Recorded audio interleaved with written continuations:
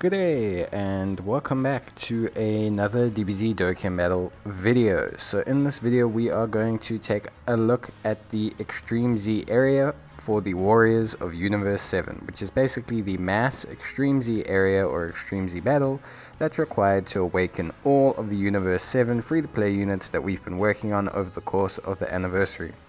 If you're looking for more details on how to get to this point, you can see my two videos in the description below for part 1 and part 2 of the anniversary. But in stage 1 we have Master Roshi, stage 2 Android 18 and Krillin, stage 3 Tien and Roshi, and stage 4 UI Goku. The character list for this is mainly free-to-play units. The AGL Android 18 and the INT Android 17 can also be gotten from a event as free-to-play units. So to help players, I've decided to only do the event as completely free to play instead of using some of these summonable general pool SSRs that we can use. However, I do suggest that you go and use them if you have them. For stage 1, you get 1 stone and the medals for Master Roshi. For stage 2, 3 and 4, you get the medals for all the other units alongside stones for each difficulty. That totals 7 stones for the entire stage, plus some extra ones from the missions. As you can see here, it's pretty straightforward.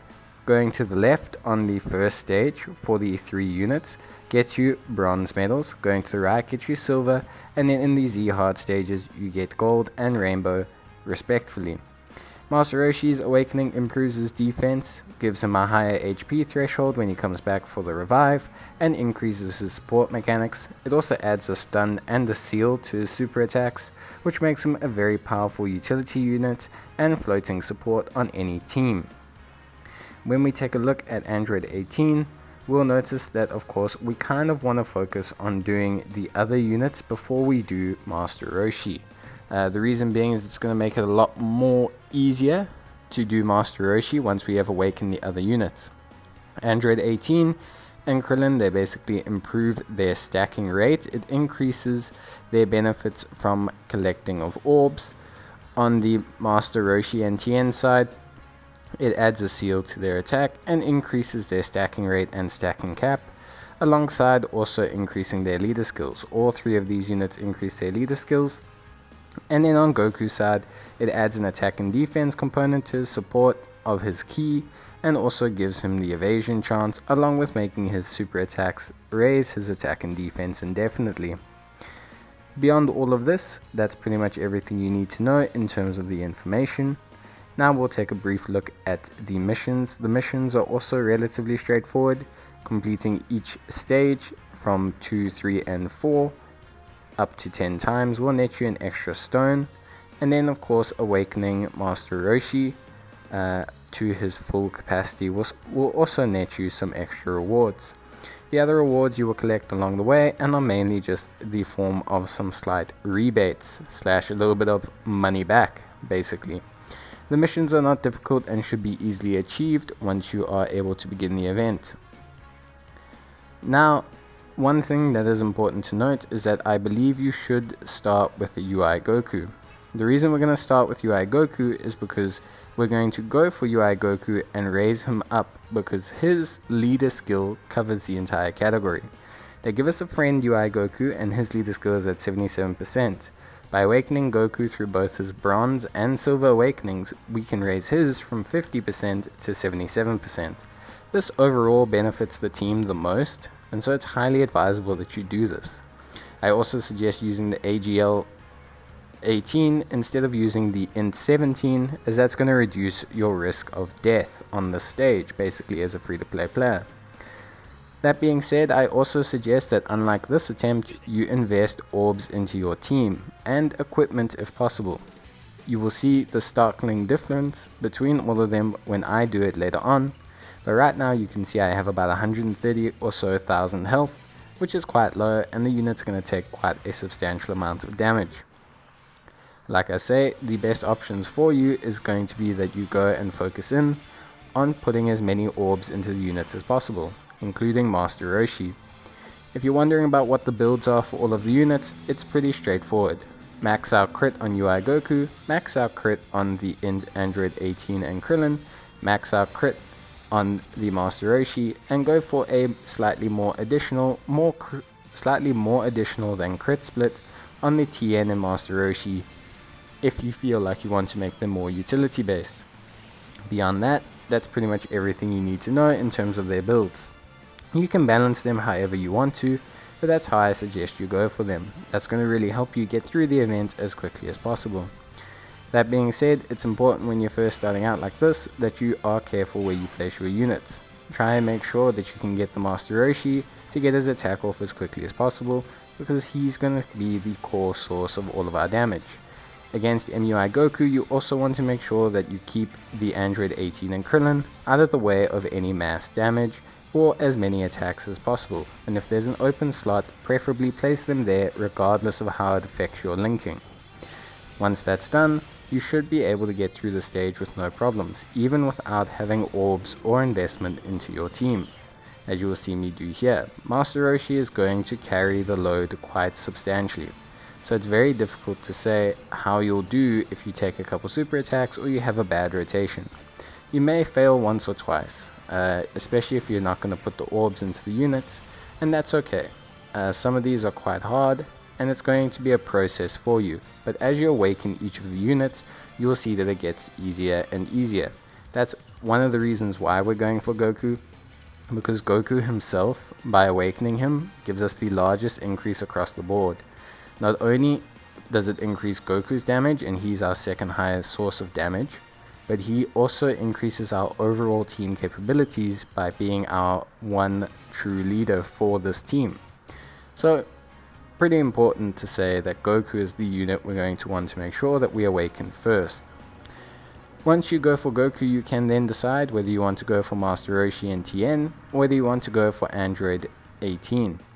I suggest going for Master Roshi and TN, the main reason being is you can drop out the Android 18 for a int Android 17, and that will give you no real weaknesses to the Master Roshi and TN, which makes the second fight here a little bit easier than going for the Goku or the Android 18 and Krillin.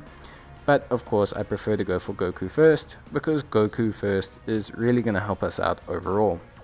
They're not too different in terms of difficulty between all of them, and none of them can be sealed, none of them can be stunned, and none of them can have their attacks lowered. So yeah, pretty much a straightforward just DPS check really. Obviously by raising the stats of your units you can have a higher health pool, and the units generally tank alright unless they are tanking a type disadvantage attack or a type disadvantage super. Obviously if you are really struggling, you can invest some orbs and equipment into the free to play AGL 18 or the int Android 17, or even the strength free Goku that they gave us for the anniversary. I wouldn't suggest doing either of these. I did it entirely without doing that, but at the same time I was able to rainbow all of the free-to-play units, which maybe isn't possible for a new player. You might be struggling orb-wise, you might be struggling in general. So if you are struggling, then you can also invest some orbs into them and give yourself a little bit more of breathing room, basically, in order to achieve the EZAs and to awaken all of these super valuable free-to-play units. Overall, the experience wasn't too, terrible. It wasn't too shocking. Just in terms of most of these events, like I said, just want to make sure that you keep yourself out of harm's way and avoid type disadvantage super attacks or attacks, because that's going to be where you really can take some damage. But luckily Master Roshi's revive skill is actually quite easy to trigger, which makes the entire event a little bit easier, because even when you do fail, there's a large chance that you will be able to activate his revive skill. And if you're super low on health, I actually do suggest switching someone that's going to take a lot of damage into the firing line if Master Roshi is in the turn and if the revive skill is active. You can tell if the revive skill is active by the little Saiyan aura or Super Saiyan aura that glows around the heart. It has little Super Saiyan glow power aura, and that will indicate whether you're able to take on the event. So in terms of taking on the Krillin and 18 event, obviously you just want to be aware that you're going to want to switch in maybe the AGL unit instead of the Tech, Master Roshi, and TN. They were fine after their Easy A. I didn't have too many problems. In fact, I just kept on using them afterwards, so it wasn't too necessary, but just as a precaution, you can remove them if you are concerned about taking that super attack. Android 18 and 17 aren't going to do anything, and they're still going to take a lot of damage, but avoiding a type disadvantage super will still help you out, especially since Master Roshi and Tien don't necessarily start with the highest defense. They have to get hit to build it up, so it kind of seems counterintuitive to take a lot of damage and then kind of deal with everything. So it is something that you're going to have to be wary of, but again, shouldn't be too difficult for you. The one perk that you do have is that you have a lot of physical units. You have obviously the friend lead MUI, you have your UI, you have the LR Master Roshi, so you have a lot of physical units that are your main damage dealers anyway, and they're really going to help you out in terms of clearing this stage quite easily. Master Roshi can essentially one-shot this stage, so it does really help having him around, because obviously it's going to help you out in terms of just clearing the stage and getting everything done. That being said, nothing else really to highlight in terms of these beginning stages. The total number of medals that you are going to need for each of the units is you're going to need 30 bronze medals, you're going to need 40 silver medals, you're going to need 30 gold medals, and you're going to need 30 rainbow medals. Generally what that means is you have to run each side 3 times. So in stage 1 you're going to have to run the left hand side 3 times and the right hand side 3 times. You can get the question mark, which is a bonus medals, which can shorten the amount of time that you spend or the amount of runs that you do. So just keep an eye out for those and try and keep track of which medals you have more of, so that when you pick them up you don't end up picking up double afterwards. That being said, it's pretty straightforward. Essentially it's just 6 times on each stage, 3 on each side, and after that you should be done with each unit. So it's not too difficult a grind. What we're going to do now is we're just going to quickly jump across and start awakening our units. The reason is because I want to show you that you should awaken your units as you go along. It's going to make it massively easier. And like I said before, you're going to need to finish awakening the 3 free-to-play units before you go and awaken Master Roshi or attempt this stage. Awakening the Goku and awakening the Android 18 and Krillin and awakening the Master Roshi and Tien is going to be really mandatory or really helpful in terms of producing a much better attempt at the Master Roshi stage. As you can see here, Goku's leader skill, he's gaining levels, he's gaining stats, and all of these are really going to help us out in terms of our performance in that stage.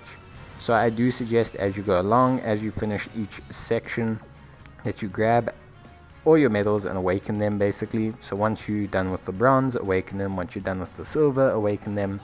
And once you're done with the gold and the rainbow, awaken them. Though while you're doing each set, obviously you can do Goku stage 1, then do stage 1 of Android 18 and Krillin, and then do stage 1 of Master Roshi and Tien, and then begin all the stage 2s together. Don't try and finish Goku all the way to Rainbow, it's not really going to work for you. Now we've awakened our units, we'll jump back a little bit later, with me having had them with all of themselves awakened to Silver.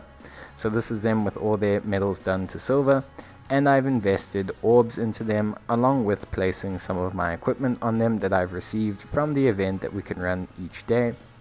So that's really going to help us out, and you'll see the big difference in their stats, their performance, and just the health pool in general. You'll see that we're well above 180,000 now in terms of health, and that's going to be a very big bonus overall. We're going to just challenge Goku stage 2 here. You don't need to see me challenge each stage on stage 2, and you can just follow the same set of rules that we followed before in terms of how to take on the stages. As you can see, there's the question mark for the bonus medals. I've got gold ones, so I'm going to go grab some silver ones. The silver represents the gold medals, and the gold capsules represent the rainbow medals. Might seem confusing, but it's not too bad. Just know that you need to go 3 times left, 3 times right. And then here we go. All pretty straightforward. You can see the massive increase in health. overall. You can see that Goku's defense is now well into the 50,000, whereas before it was below 20k. So you can really see how all those improvements have come along. Like I said, I've built mainly into what I said earlier.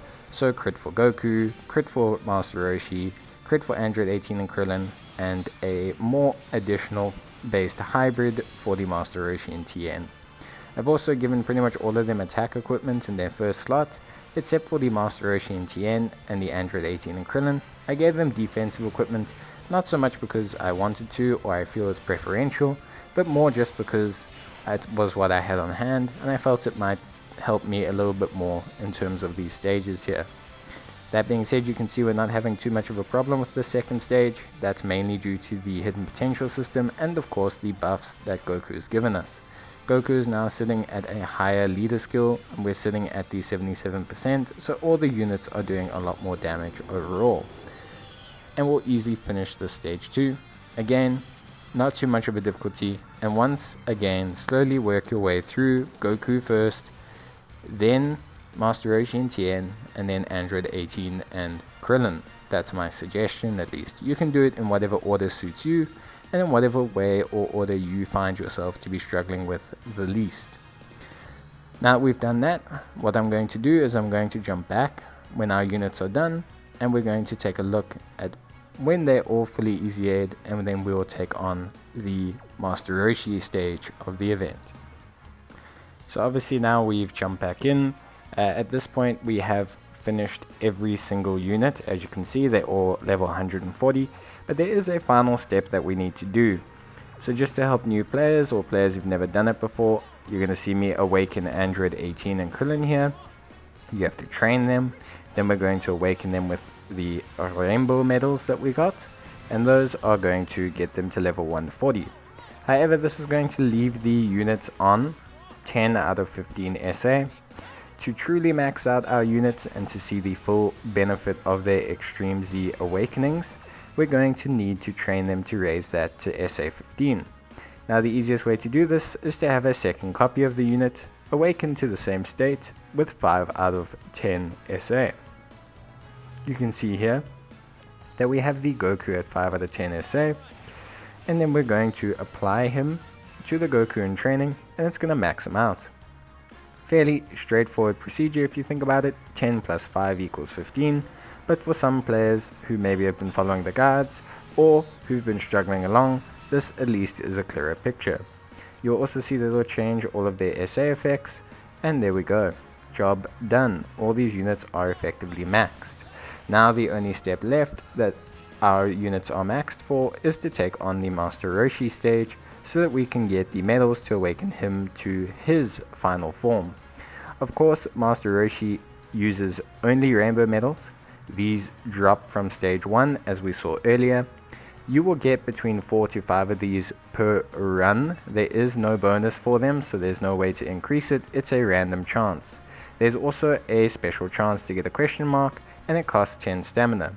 It's going to take you roughly 9 to 12 runs to get Master Roshi, depending on how lucky you get in terms of question marks, and depending on how lucky you get in terms of your drops. If you get mainly 5s, it'll only take you 9 runs or so.